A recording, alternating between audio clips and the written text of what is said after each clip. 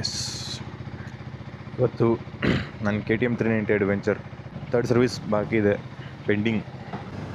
So first ಸರ್ವಿಸಲ್ಲಿ cost ಬಂದು 1600 ಏನೋ ಆಗಿತ್ತು. ಬಟ್ ಸೆಕೆಂಡ್ ಸರ್ವಿಸಲ್ಲಿ ಸರಿಯಾಗಿ ಕೂಯ್ದಿದ್ರು ಗುರು.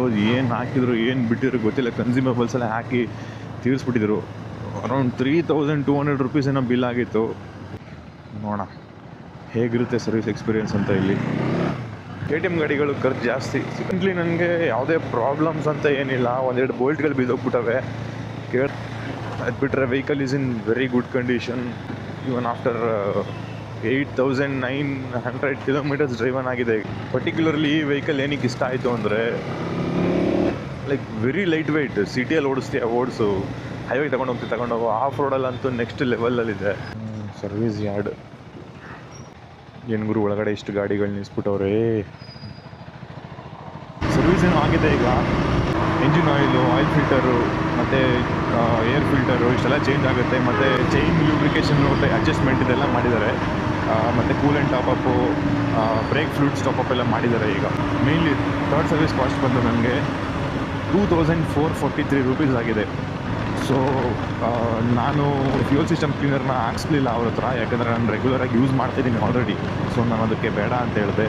ಸೊ ಅದನ್ನೆಲ್ಲ ಮೈನಸ್ ಆಗಿ ನನಗೆ ಆಲ್ಮೋಸ್ಟ್ 2443 ರುಪೀಸ್ ಆಗಿದೆ. ಆ್ಯಕ್ಚುಲಿ 2500 ಸಮಥಿಂಗ್ ಎಷ್ಟೋ ಆಗಿತ್ತು.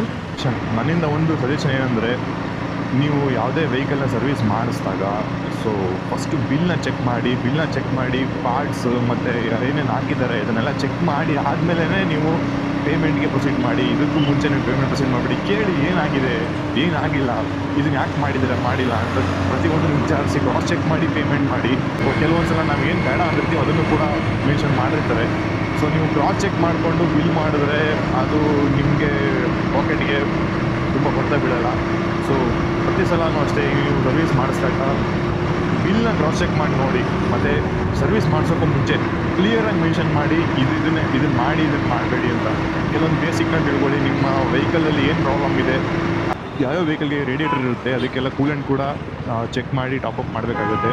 ಫ್ಲೂಯಿಡ್ಸು, ಬ್ರೇಕ್ ಫ್ಲೂಯಿಡ್ಸ್ ಅವೆಲ್ಲನೂ ನೀವು ರೆಗ್ಯುಲರ್ ಮೇಂಟೆನೆನ್ಸಲ್ಲಿ ನೋಡ್ಕೊಬೇಕಾಗುತ್ತೆ.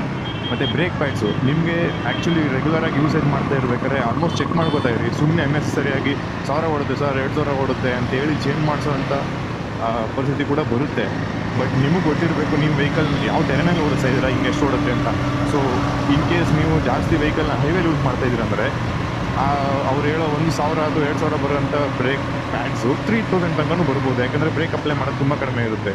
ಸೊ ನೀವೇನಾದ್ರು ಸಿಟಿಯಲ್ಲಿ ರೆಗ್ಯುಲರಾಗಿ ಯೂಸ್ ಮಾಡ್ತಾಯಿದ್ದೀರಾ ಅಂದರೆ ಇನ್ ಕೇಸ್ 1,500 ಅಂತ ಅವ್ರು ಹೇಳೋ ಬ್ರೇಕ್ ಪ್ಯಾಡು 500ಕ್ಕೂ ಹೋಗ್ಬೋದು, ಹೇಳೋಕ್ಕಾಗಲ್ಲ. ಸೊ ನೀವು ನಿಮ್ಮ ವೆಹಿಕಲ್ನ ಏನು ಮಾಡಿಸ್ಬೇಕು ಏನು ಮಾಡಬಾರ್ದು ಅಂತ ಡಿಸೈಡ್ ಮಾಡಿ. ಕೆಲವೊಂದು ಪಾರ್ಟ್ಸ್ಗಳಲ್ಲಿ ಲೈಕ್ ಬ್ರೇಕ್ ಪ್ಯಾಡ್ಸ್ ಆಗಿರ್ಬೋದು, ಮತ್ತು ಚೈನ್ ಆಗಿರ್ಬೋದು, ಲ್ಯೂಬ್ರಿಕೇಷನ್ದೆಲ್ಲ ಎಷ್ಟಿದೆ ಏನು ಕತೆ ಅಂತ ನೀವು ನೋಡ್ಕೊಬೇಕು. ನೀವು ಪ್ಲ್ಯಾನ್ ಮಾಡಿ ಮಾಡಿಸ್ಕೊಳ್ಳಿ. ನನಗಂತೂ ಈ ಸಲ ಸರ್ವಿಸ್ ಎಕ್ಸ್ಪೀರಿಯೆನ್ಸ್ ಇಷ್ಟ ಆಯಿತು. ತುಂಬ ಚೆನ್ನಾಗಿ ಅಟೆಂಡ್ ಮಾಡಿದ್ದಾರೆ. ಸೊ ಇನ್ನೂ ಫ್ರಂಟ್ ಬೋಲ್ಟ್ ಒಂದು ಇಶ್ಯೂ ಇತ್ತು ಅಂತ ಹೇಳಿದೆ, ಕಟ್ಟಾಗಿತ್ತು, ಅದು ಹಾಕಿಲ್ಲ. ಹಿಂದೆಗಡೆದು ಲೇತ್ ವರ್ಕ್ ಕೊಡಬೇಕು. ಸೊ ಇಲ್ಲಿ ಹಿಂದೆಗಡೆ ಒಂದು ಬೋಲ್ಟ್ ಕಟ್ಟಾಗಿದೆ. ಅದು ಬಿಟ್ಟರೆ vehicle is in very good condition. Actually ಹೇಳ್ದಂಗೆ ಯಾವುದೇ ಪ್ರಾಬ್ಲಮ್ಸ್ ನನಗೆ ಇರಲಿಲ್ಲ ವೆಹಿಕಲಲ್ಲಿ. ರೂಲ್ಸ್ ಎಲ್ಲ ವರ್ಕ್ ಆಗ್ತಾ ಇದೆ.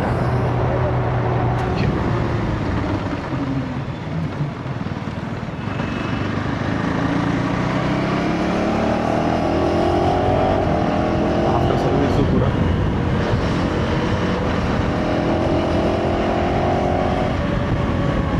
ಶಿಫ್ಟರ್ ಸೂಪರಾಗಿ ಗೊತ್ತಾಗ್ತದೆ. ನಾಟ್ ಬ್ಯಾಡ್, ಓಕೆ ಅಂತ ಹೇಳ್ಬೋದು. ಕಾಸ್ಟ್ ವೈಸು ರಫ್ಲಿ 2500 ರುಪೀಸ್ ಆಗಿದೆ ಅಷ್ಟೇ. ನೋಡೋಣ, 4 ಸರ್ವಿಸ್ ಬಂದು 5000 ರುಪೀಸ್ ತನಕನೂ ಆಗುತ್ತೆ ಅಂತ ಹೇಳಿದ್ದಾರೆ. ಏನಾಗುತ್ತೆ ಅಂತ ಗೊತ್ತಿಲ್ಲ. So let's wait and C. ನಾನು ನಿಮಗೆ ಅಪ್ಡೇಟ್ ಮಾಡ್ತೀನಿ 4 ಸರ್ವಿಸಲ್ಲೂ ಕೂಡ. ನೀವೆಲ್ಲ ನನ್ನ ವೀಡಿಯೋನ ಹೊಸದಾಗಿ ನೋಡ್ತಾ ಇದ್ದೀರಾ ಅಂದರೆ ಸಬ್ಸ್ಕ್ರೈಬ್ ಮಾಡ್ಕೊಳ್ಳಿ ಮತ್ತು ಫಾಲೋ ಮಾಡಿ. Thank you for watching.